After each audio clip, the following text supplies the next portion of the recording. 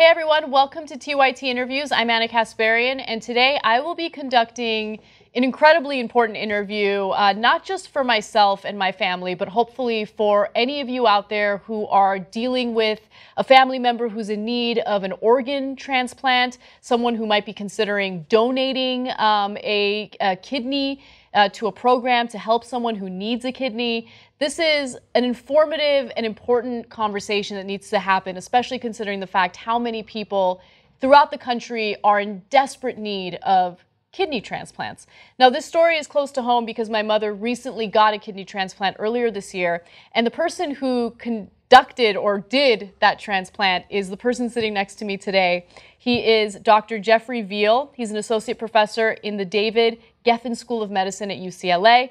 And he also specializes in renal transplantation and is the director of the UCLA Kidney Transplantation Exchange Program. Wow, you said it all. You've done quite a bit with your career, and you've saved my mom's life. So it's an honor to be able to speak with you today about UCLA's program regarding transplants and just how successful it is.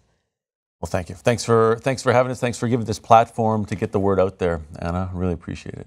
So, you know, before we get into the nitty-gritty of what UCLA does and just how successful this living donor program is, I want the audience to kind of get a sense of your background, you know, what you do and why it is that you've decided to, you know, pursue the field that you're in.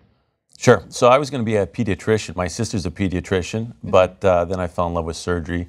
And kidney transplant is one of these things in medicine where you can really take someone whose life is miserable and then you change it overnight. So, you know, for example, your mother was on dialysis, she couldn't travel, work, all these kind of things, her diet changed. Then you do a kidney transplant, no more dialysis, she could go back to work, travel, she could eat pizza. And so when I got exposed to kidney transplantation, I was like, this is what I want to do. So it's just, you could really change people's lives dramatically overnight, and that's why I fell in love with it. Yeah, so for anyone who doesn't know anything about dialysis, it's actually something that a lot of people in the US have to go through right now because they need a kidney. And it's when an individual's kidneys no longer function properly, and so you need to basically get rid of the toxins in your body. A dialysis machine is hooked up through something known as a fistula, which is on, for my mom, it was on her arm. Right. And for 3 hours, or 4 hours, I should say, 3 times a week, she was connected to this machine that would cleanse the toxins out of her blood. And, you know, she'd have to go to a facility to have that done. As you mentioned, she wasn't able to work. Her diet was impacted by this. I mean, her quality of life just took a complete nosedive. Right. And she struggled with depression, and, you know, a lot of people who have to go through this do struggle with depression. And luckily there was a fan of the show and now a close friend of our family who decided that he wanted to donate a kidney to my mom, which was incredible. Right. I couldn't believe it. And he changed her life, and you know, helped facilitate everything. Yeah, there's more people who now come forward just out of the goodness of their heart and want to donate a kidney. So they might be blood donors, they might be bone marrow donors, and then there's some people that want to donate a kidney to a stranger. I'm not sure the spotlight has shown on those people. When you watch the news, you don't exactly see these people, but there's a lot of very good people out there that do it. And they just say, look, I've got 2 kidneys, I only need one. Take one of my kidneys and give it to whoever needs one. And there's a lot of people in need. There's over 100,000 people on the waiting list in the United States for a kidney transplant.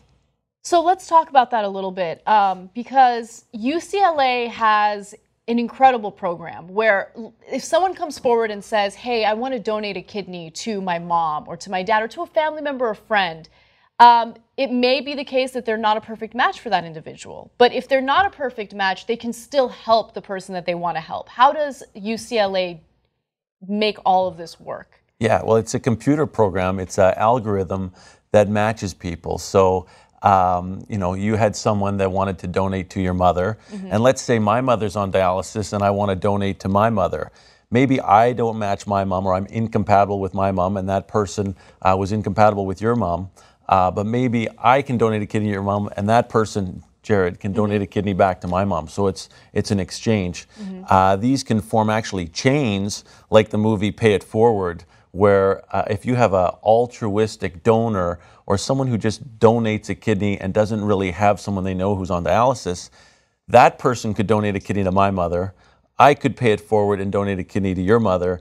And then Jared could pay it forward and keep it going and keep the chain running. So Jordan came forward to me and he said that he wanted to donate a kidney to my mom. And he was a longtime viewer of TYT. We had communicated way before this whole situation came up through social media, and he was a great guy. You know, we went back and forth on a number of things.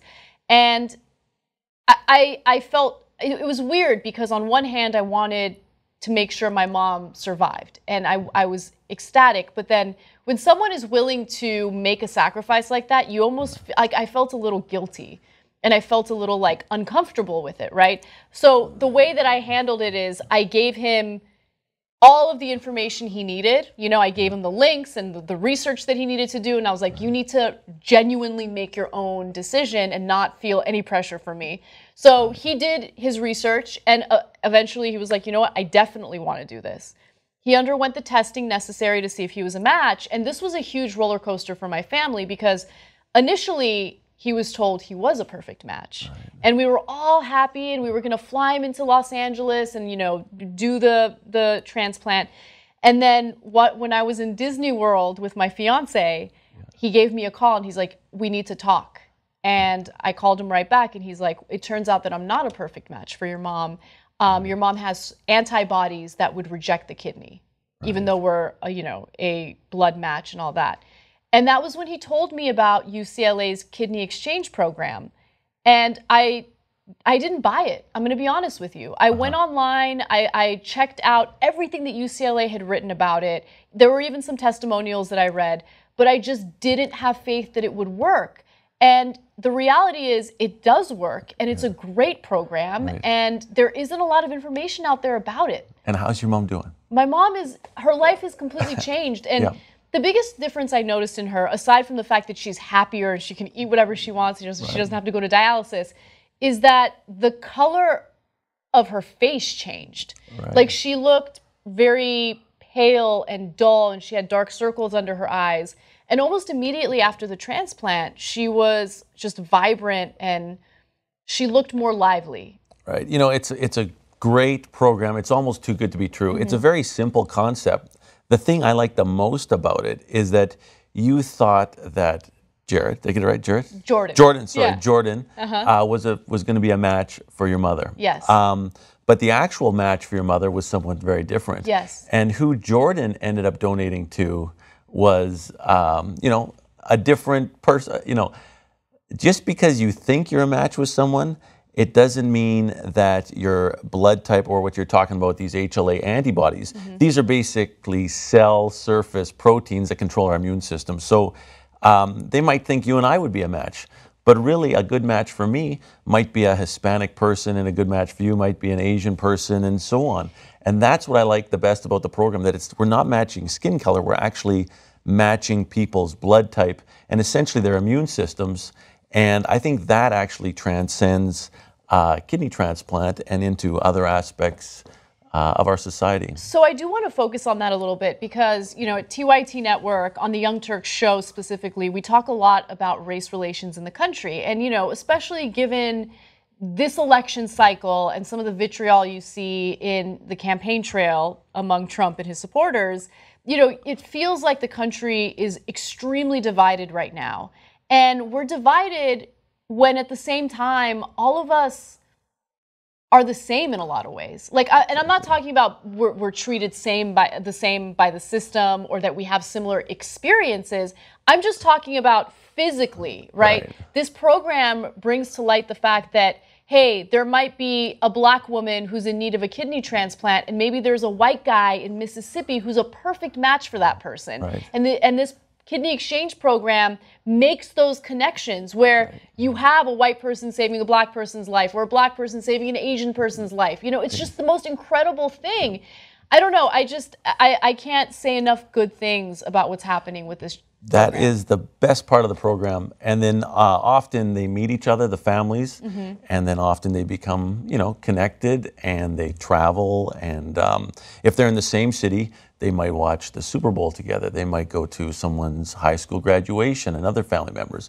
And it brings, I mean, as I'm not political, But as a kidney transplant surgeon, a kidney is pink. Right. It's always pink. And sometimes your best match is not who you would think by skin color. And that's something that I would definitely want to promote. It's a beautiful thing that in America we have so many different, we have such a variegated population. Yeah. It's a tapestry, they say, or whatever. And it's a strength because we are able to find matches out of people to save each other's life, essentially, that you wouldn't expect it. And that's what happened, in your mother's, situation too. Yeah, I feel like I not only gained, some more time with my mom. Next year, we're planning on going to Armenia together. I've never been to Armenia. My mom has never been back to Armenia since she immigrated to the United States. And to be able to take that trip with her, means everything to me. But not only did I get that, I also gained a family member through this program, because now Jordan is not just a viewer. He's not just a friend that I communicate with social media. Like, I consider him family. He's part of us now. And I wish he lived closer, because I wish we could spend more time together. But it not only saves lives, but it builds lifelong friendships. It builds family. And, for anyone who's out there who might be considering being a living donor, I think that, it's important to know what the pros and cons are. So can we talk about that a little bit? Yeah, absolutely. I never want to underplay living donation, because Jordan took on the risks of a surgery for no real benefit to himself. It was just to help someone else out. There's a 3 in 10,000 chance of death. So that's the biggest one, is that 3 in 10,000 people who donate their kidney end up dying. The surgery has changed quite a bit. It's no longer a big incision where we take part of the rib. Now it's become a laparoscopic surgery, where often the donors go home the next day. So that's actually made the surgery, a quicker convalescence. People go back to work sooner. The big benefit of it, I would say, is that Jordan knows that he didn't just help a stranger's life, but he also helped your mother's life. He helped 2 people, which the ripple effects helps your life. Now you can go back to Armenia with your mother can go to Armenia. And the ripple effects are quite great. So I think that's from what I hear, that's what, the donors really, even if they have a bad day at work or they lose their job, at the end of the day, they say, look, I saved someone's life, Absolutely. And so that kind of is very positive. There are people who get complications from the surgery. You could always get a blood clot in your leg. You have a higher chance of hypertension. There are complications, but that's why they do a very thorough evaluation. So in order to be a donor of a kidney, you basically have to have an entire tune-up like a car. You have to have your CT scan. You can't have diabetes. You can't have cancer.